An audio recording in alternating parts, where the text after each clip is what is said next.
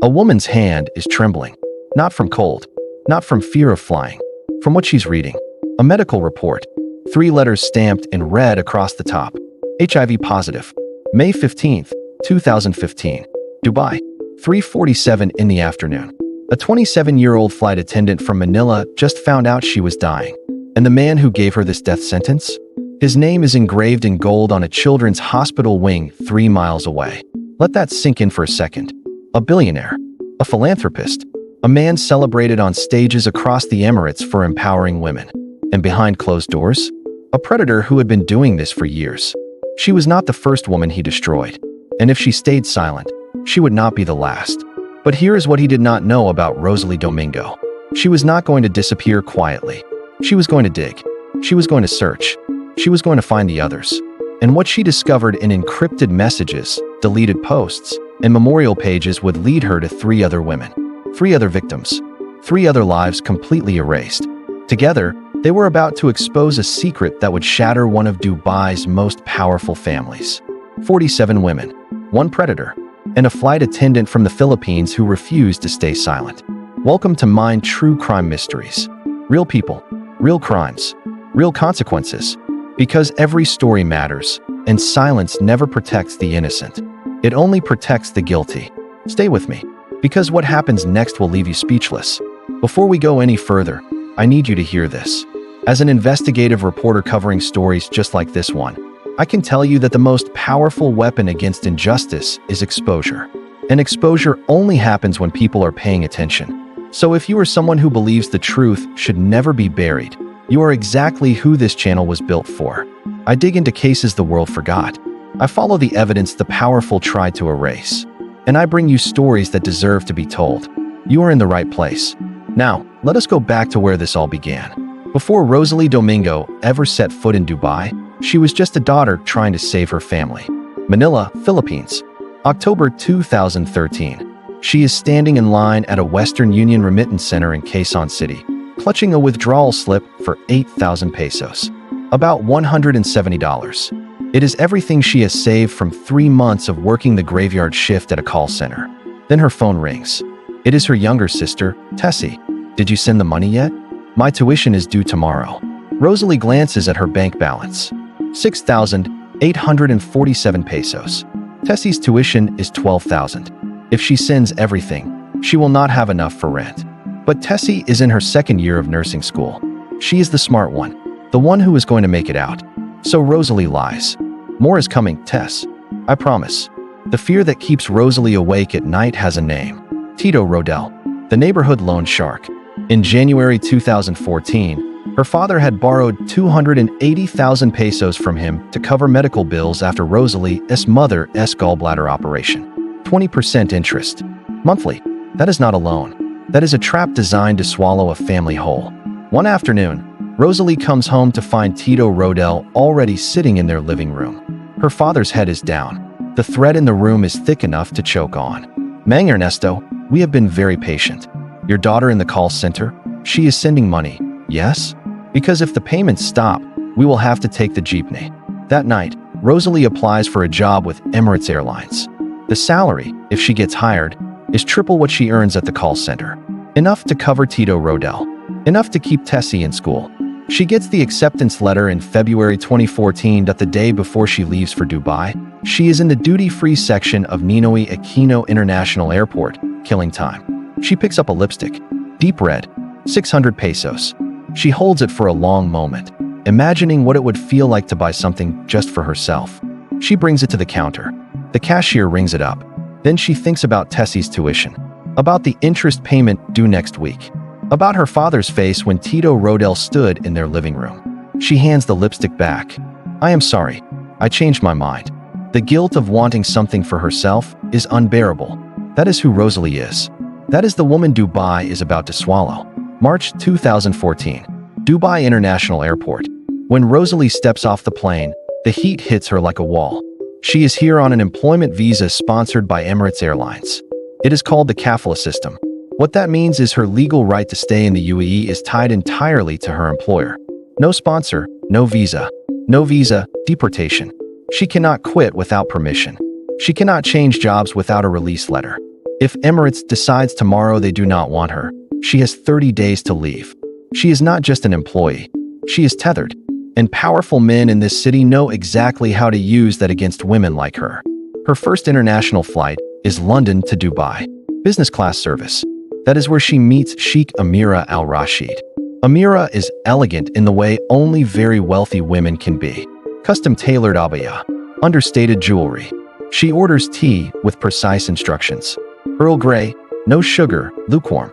Rosalie brings the tray. That is when she notices it. A bruise on Amira's wrist, just visible beneath a diamond bracelet. Their eyes meet for a fraction of a second. Amira's gaze is hollow, almost pleading. Then she looks away and adjusts the bracelet to cover the bruise. Rosalie says nothing, but she remembers everything. Over the next 6 weeks, she sees Amira 3 more times, always on the same route. London to Dubai, business class. The second time, Amira is wearing sunglasses indoors. Her hand shakes when she lifts her teacup. A new bruise near her collarbone. The fourth visit, early May, Amira tucks a napkin under her empty teacup.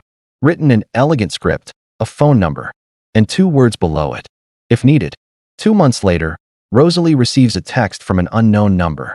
Amira is hosting a private charity event and wants to hire her for the evening. 3,000 dirhams for 4 hours. That is more than she earns in 2 weeks. She agrees. July 2014. The Grand Marquis Hotel. Downtown Dubai. The ballroom is massive. Marble floors. Cold air conditioning. The thick smell of oud incense. On stage, a man in a pristine white thobe gives a speech about empowering women through education. His voice is smooth, practiced, and perfectly calibrated to inspire trust. Sheikh Tariq al-Rashid. 52 years old. Billionaire real estate developer. Oxford educated. His name is on hospitals, schools, and community centers across the Emirates. And he is about to put his name on Rosalie's life. In the front row, his 19-year-old son Khalid drapes an arm around his father's shoulder for a selfie. The caption, "Proud son, blessed. Charity work with the best role model." The likes pile in. Rosalie refills water glasses and watches in silence. She does not exist to them. She is furniture. She is invisible.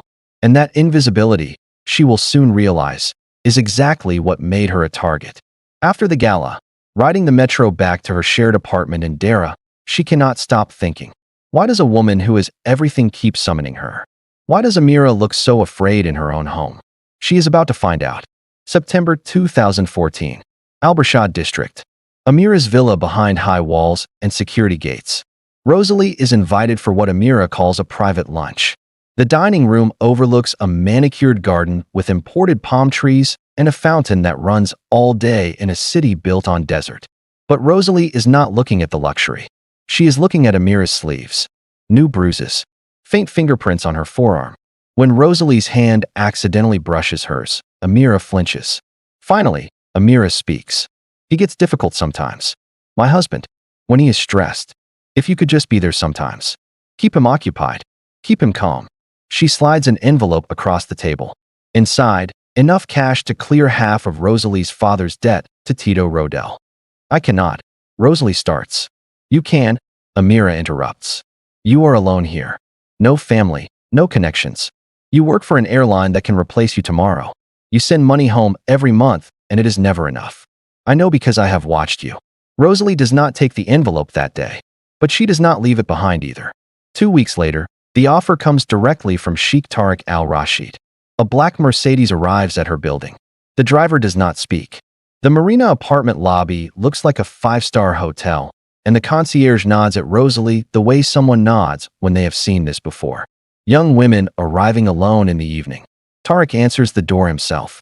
White linen shirt, tailored pants. Floor-to-ceiling windows showing the marina below. Boats lit up like floating jewelry. He gets straight to the point. Your family owes money. 280,000 pesos. 20% interest monthly. I can make that debt disappear. All of it. Tonight. I can ensure your sister finishes nursing school. I can help your parents buy a house. He leans back, relaxed, as if this is a business deal. All I need is companionship. When my wife is traveling. Someone discreet. That is all. I should go, Rosalie says quietly. Sit. Not loudly. But the command is clear. She sits. Let me be clear, Rosalie. This is a transaction. A fair one. You can walk out tonight and go back to your life, watching your father dodge loan collectors. Or you can be smart. Your visa is tied to Emirates. One complaint from the right person and you are deported in 72 hours. But if you are helpful to me, you are protected. She thinks about her father's face. She thinks about Tessie's tuition. She thinks about her mother's hands, cracked from years of washing other people's floors. She thinks about survival. Okay, she whispers. Before we go further, I need us to pause. For Siti Rahayu, the mother from Jakarta who died in 2014, leaving 3 young children behind. For Priya, who went home to Colombo dying slowly with no money for treatment. For Linda and every woman who was silenced by fear, money, and a system designed to protect the powerful. For Rosalie, who fought back when fighting back was the most dangerous thing she could do. May God grant peace to the souls of those who were lost. May He bring justice for those who are still waiting. May He protect every woman who is trapped in a system that does not see her. May He strengthen the voice of every survivor who dares to speak. And may no one who has read or heard this story ever look away from injustice again. Type Amen in the comment section and tell me where you are watching from. Let every woman who has ever been dismissed know that someone, somewhere, sees her. The visits continue through winter into 2015. 8 months total. September 2014 to May 2015. The money comes as promised. Her father's debt shrinks. Tessie's tuition is paid. Her parents start looking at small houses in Cavite. Her family is being saved. But Rosalie's body is starting to betray her. It begins in February 2015. She wakes up drenched in sweat. Low-grade fever. By March, she is losing weight. By April, her gums bleed when she brushes her teeth. She develops a rash. She is exhausted all the time. She tells herself it is stress. It is the heat. It is working too much. She is afraid to go to the doctor because she already suspects what they will find. She noticed things about Tariq over those 8 months. He was obsessive about certain aspects of his health. He refused to shake hands with strangers. He wiped down surfaces constantly, carried hand sanitizer everywhere. But he was careless about one thing. He never once used protection, and when she tried to raise it, he cut her off without blinking. I am tested regularly by private doctors. Full panels every 6 months. Don't worry about it. And later, something even more chilling. The rules don't apply to men like me. When you have enough money, you can control everything, even biology. On May 15, 2015, she finally goes to the clinic. 2 days later, the results come back. Red letters across the top of the page. And Rosalie Domingo's world collapses. Now here is the question that should keep you up at night. Was she the first? Stay with me, because what comes next is even darker. If this story is hitting you the way it is hitting me, I want you to know there is so much more to uncover on this channel. We go deep. We stay until the end of the thread. And we never let the truth get buried. If you have been riding with mine true crime mysteries for a while now, you already know how we do this. And if you are new here, consider making yourself at home. The bell icon is there for a reason. Hit it, so nothing gets past you. The nights after the diagnosis are the worst. Rosalie lies in her shared apartment staring at the ceiling while her roommate, Mary Cell, sleeps in the bunk above her. She cannot sleep. Every time she closes her eyes, she sees that red stamp. So she researches. She types into Google. She joins expat forums, private Facebook groups where domestic workers and flight attendants share warnings about dangerous households. And slowly, in deleted threads and coded language, she starts finding fragments. A Reddit post from 2013. Housekeeper in Albershaw got sick.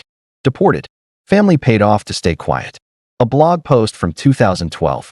Certain households in luxury compounds, especially in Albershaw. Girls go in healthy. Some don't come out the same. Then, on a memorial Facebook page, she finds a name. A face. Siti Rahayu. Born 1987, Jakarta. Died 2014, Surabaya. The comments are in Indonesian. Rosalie uses Google Translate. The last one stops her cold. May God forgive those who hurt you. Not an accident. Not an illness. Someone did this to her. In early June, Rosalie creates an anonymous Signal account. She posts in encrypted groups, looking to connect with anyone who worked for the Al Rashid family, Albershaw compound, Dubai, 2010 to present. Confidential. You are not alone. For 2 days, silence. Then on June 8th, a voice message arrives. The sender's name is Dewey. The voice is Indonesian, broken English, and absolutely devastating. My sister. Her name is Siti. She worked there, 2012 to 2013. Nanny. The man. The father. He came to her room at night. Many times. She cannot say no. He controlled her visa. Then she gets sick. Very sick. They send her home. Hospital says HIV. She die in 2014. She have 3 children. 3 babies with no mother now. They give money. 20,000 dirham. They say don't talk. My mother take the money. We need it. But I want someone to know. She was good mother. She didn't deserve this. The next day, an encrypted email from a woman calling herself Priya. She had been a housekeeper there in 2011. When she tried to report it to the agency, she was deported within a week. Back in Colombo with no money for treatment. Dying slowly. And completely invisible to the world. And on June 15th, a message from a Filipina using a fake name. Linda. I was there 2010 to 2011. I saw what he did. The wife, she knew. She is the one who chose which girls to send to him. Like we were offerings. Please don't use my real name. I am still in Dubai. If they find out I talked, I will disappear. 3 women. 5 years. The same man. The same pattern.